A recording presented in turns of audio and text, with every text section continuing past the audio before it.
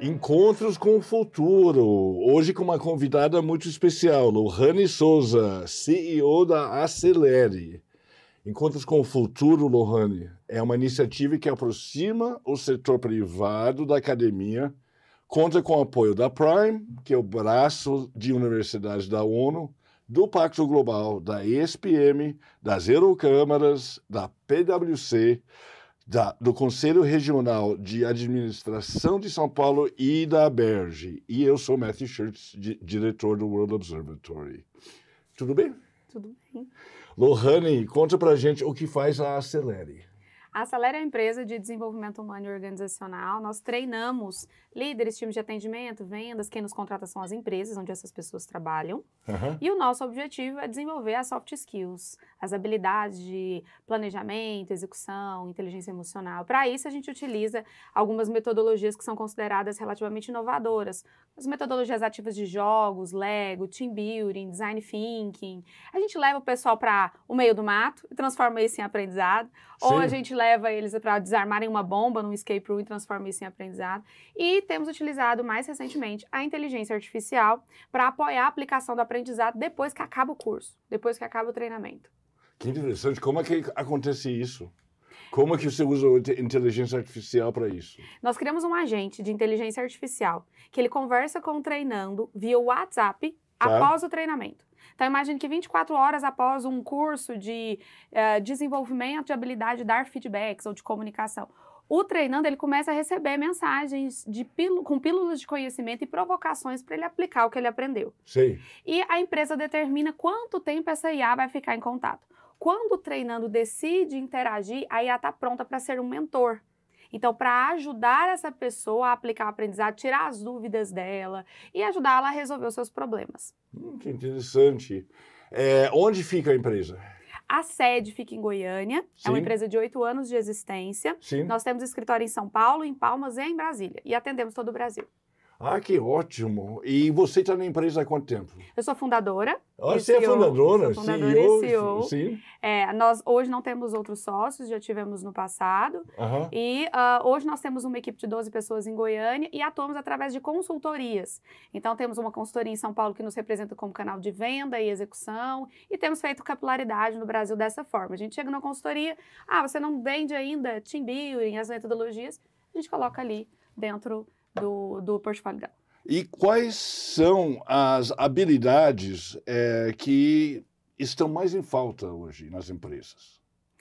As habilidades mais ligadas ao emocional, né? Então, a inteligência emocional, o processo de comunicação, o processo de solução de conflitos. Então, quando uma conversa ela passa a ser desafiadora, lidar com essa conversa, o relacionamento interpessoal, então tudo aquilo que diz respeito à inteligência intrapessoal e interpessoal são as habilidades que mais faltam e as mais difíceis de serem desenvolvidas. E são as que mais te chamam para desenvolver? É isso mesmo? Você é especializada nisso? Sim, em geral, a maior demanda que a gente percebe hoje no mercado de treinamento no Brasil é para desenvolvimento de líderes nessas habilidades. Então, é um pouco mais específico, né? Então, os líderes precisam ainda mais desenvolver essas habilidades, porque eles, no dia a dia, têm que desenvolver as suas equipes. Sim.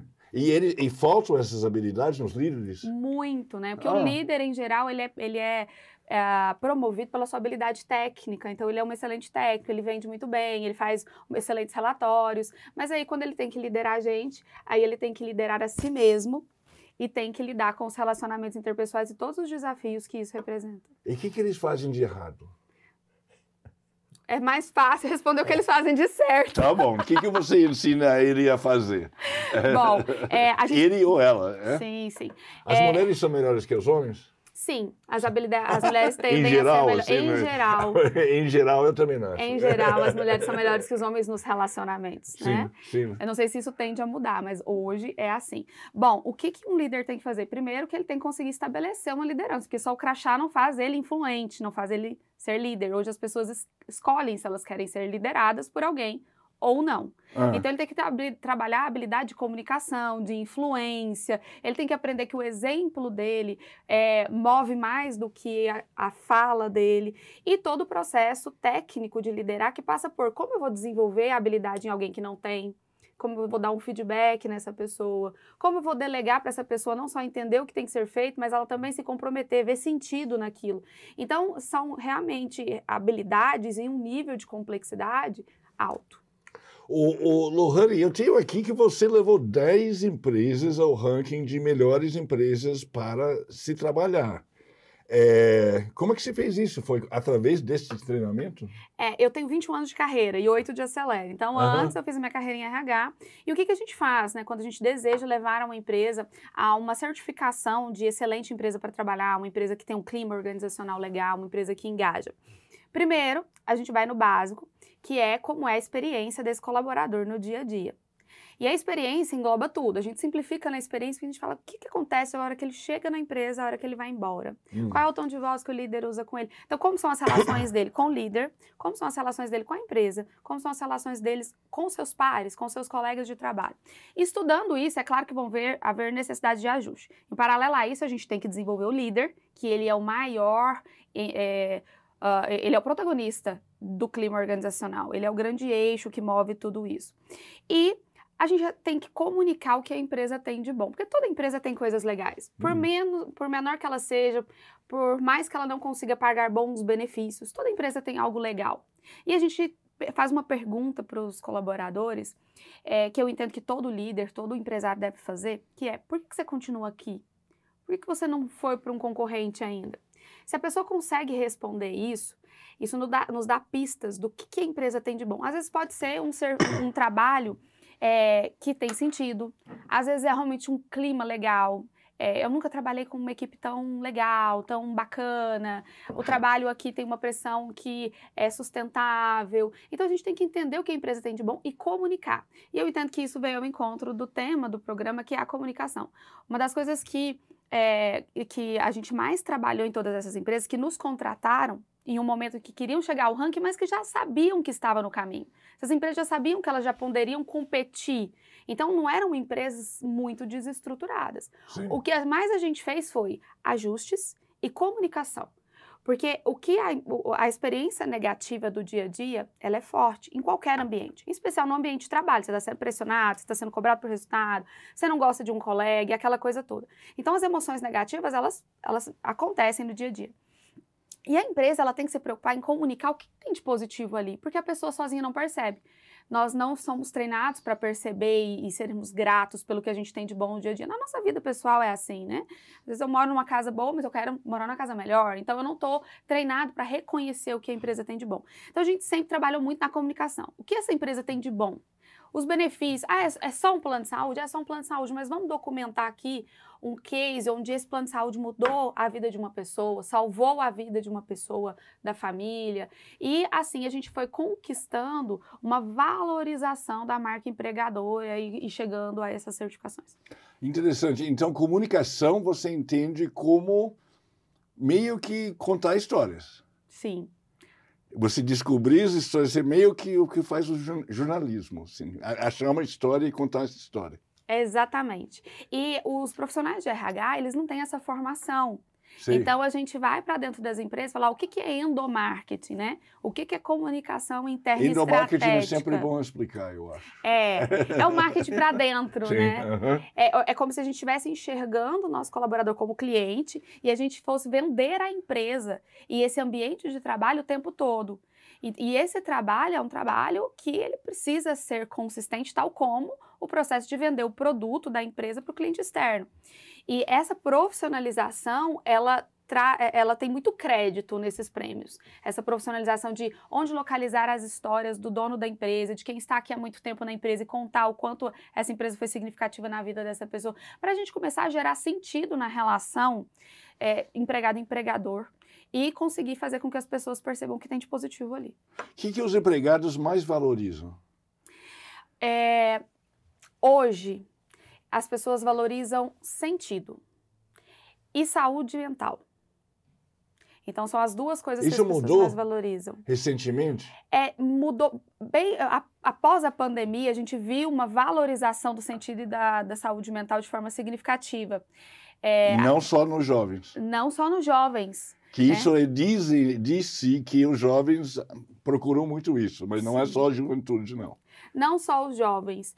Eu entendo que as pessoas, muitas delas, perceberam a finitude da vida com a pandemia. Sim. E elas estão buscando a sua saúde mental, elas estão buscando mais sentido no trabalho. E não é um trabalho, eu preciso... então eu vendo sapato. Não tem sentido? Tem. Dá para ter sentido, dá para vender sapato com sentido num ambiente saudável, onde eu tenho a possibilidade de ter os meus ganhos, pagar as minhas contas e ali crescer, ter bons relacionamentos. Então, dá para ter sentido. E aí, claro que a remuneração é básico. A gente não tá... a remuneração, eu costumo dizer que, assim, nós não estamos sendo utópicos. A remuneração ela é importante, mas ela não é o que engaja. Ela é o que faz a pessoa pedir demissão.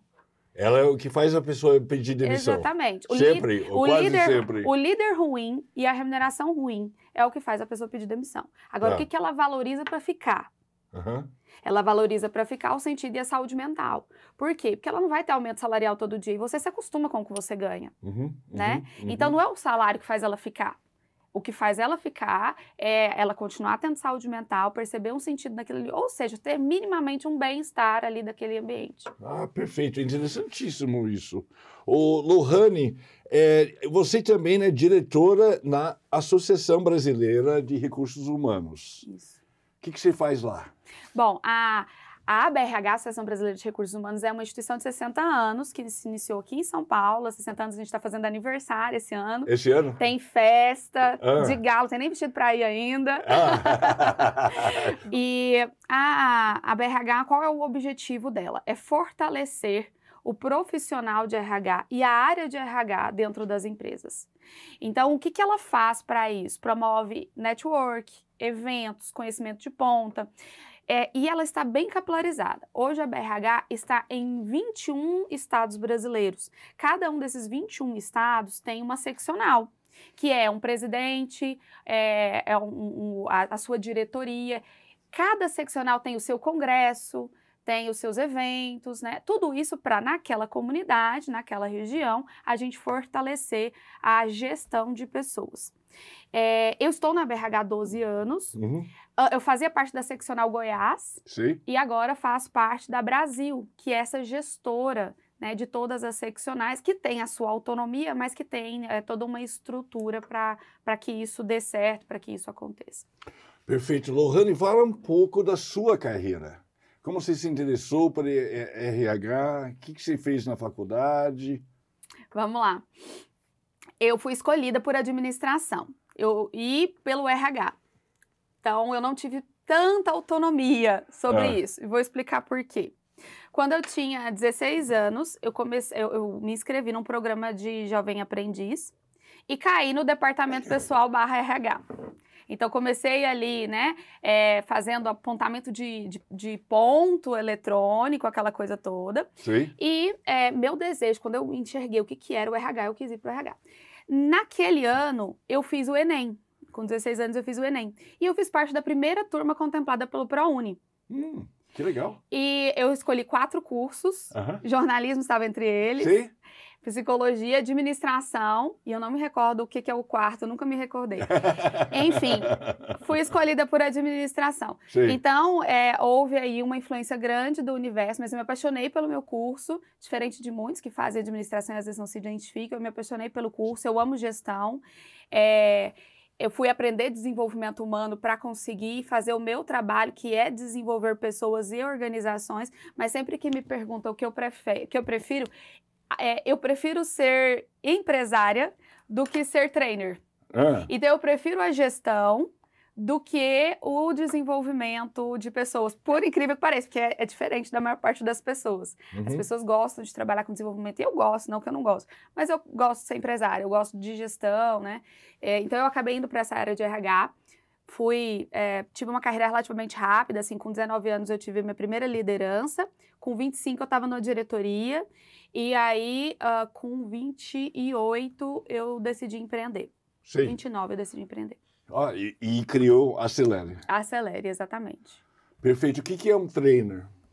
Um trainer é um treinador. A gente usa palavras em inglês, né? É um treinador. É que eu conheço do inglês e eu queria me certificar se é a mesma coisa. É um facilitador do treinamento. Tá bom. A gente se acostuma com o vocabulário. Ele que apresenta ele que o treinamento. multiplica o treinamento, exatamente. Na Acelere a gente tem as nossas metodologias e conteúdos e ele vai lá pra frente, né? Então, assim, tem um monte de gente, basicamente assim, tem um monte de gente estudando para ser palestrante. Eu tô querendo ser empresária, né? Sim. É muito essa linha de raciocínio. Ah, perfeito. Você treina como fazer isso. Exatamente. Perfeito. Lohane, o que você diria para os estudantes de administração ou de recursos humanos hoje, que estão na faculdade hoje? Para todos... Como conselho, que conselho você daria? Para todos os estudantes, eu dou um conselho e eu vou desdobrar ele um pouquinho, que é o conselho que a gente dá para todo mundo hoje, mas para os estudantes isso é ainda mais significativo, que saiba aprender. Uhum. Goste de aprender. Se habitue a aprender todo dia e com tudo. E aí eu vou me aprofundar na perspectiva de como vai ser o aprendizado do futuro com a inteligência artificial. As pessoas cada vez menos vão... a pessoa não vai mais entrar no YouTube e ver um vídeo, o que já era muito... avançadíssimo. Né? As pessoas vão perguntar para a IA o que é determinada coisa para ela aprender com a IA. Então, a gente vai ter que reaprender esse jeito de aprender e é importante que a gente não fique preguiçoso. Mas o IA não deixa a gente preguiçoso? Ela tem a IA e o YouTube e qualquer coisa deixa a gente... A boa parte das tecnologias deixa a gente preguiçoso. E a decisão é nossa, né? Então já existem estudos apontando que as pessoas que usam a IA como uma forma de delegar tarefas, então eu pedi para ela escrever um e-mail, nem leio o e-mail, só envio. Pedi para ela escrever um copy, um texto para eu postar de legenda nas redes sociais. Nem leio, só reposto. Ou seja, eu deixo a IA fazer por mim. Se eu deixo a IA fazer por mim, o meu cérebro vai realmente atrofiar. Vai atrofiar mesmo? Vai. E em um momento de mercado em que a IA já está fazendo esse serviço, você deixa você fazer esse serviço por ela, percebe que você está se permitindo ser substituído? Porque se ela já está fazendo, você deixa ela fazer? Sim. Né? Então, sim. E, ao mesmo tempo, as pessoas que, nesse estudo, eu não vou me recordar o estudo agora, mas ele foi recentemente divulgado, esse estudo apontou que as pessoas que usam a IA como oportunidade de aperfeiçoar o seu conhecimento, dar um upgrade no seu conhecimento, ou seja, aquela pessoa que pergunta para a IA e que ela vai tratar os dados, que ela vai pegar e ia falar, você não falou direito isso aqui, ó, melhora isso aqui para mim. Então essa pessoa, ela está estudando com a inteligência artificial, ou seja, ela está fazendo com. Ela não está deixando a inteligência artificial fazer por ele, ela está fazendo com a inteligência artificial. Essa pessoa, ela vai crescer de forma significativa. E o cérebro não atrofia. Não, ele realmente... Ao contrário. É ao contrário, essa pessoa vai ficar cada vez, com um repertório cada vez maior. Né? E a distância vai ficando cada vez maior, porque se todos os dias eu dou 3 tarefas para a IA fazer por mim, ou todos os dias eu estudo com a IA, vai ficando muito distante. Então, no futuro, vai ficar muito grande a diferença entre as pessoas que delegam para a IA e as pessoas que trabalham com a IA. Sim. Né? E em um momento de mercado onde o mercado de trabalho vai exigir trabalhar menos com as mãos e mais com o cérebro. Ou seja, eu preciso de mais conhecimento. Eu preciso porque a IA já vai fazer tudo que pode ser automatizado, de alguma forma vai ser. O relatório que a gente faz todo mês igual, o atendente que atende com um pitch de apresentação, uma abordagem igual sempre, tudo que é repetitivo, que dá para automatizar, vai ser automatizado. Agora, o que vai sobrar? O trabalho de solucionar problemas complexos, o trabalho de ajudar as pessoas a terem o comportamento adequado, que é o trabalho de gestão de pessoas, o trabalho de desenvolvimento mas isso exige muito repertório, muito preparo. Então, vai ser exigido mais preparo, aprender a aprender e que Deus abençoe os nossos jovens. As minhas filhas, eu tenho uma filha de 1 ano e de 4 anos, eu fico, às vezes, projetando como que vai ser isso. Lohane, muito obrigado, foi fascinante, aprendi bastante e parabéns. Obrigada. Obrigada.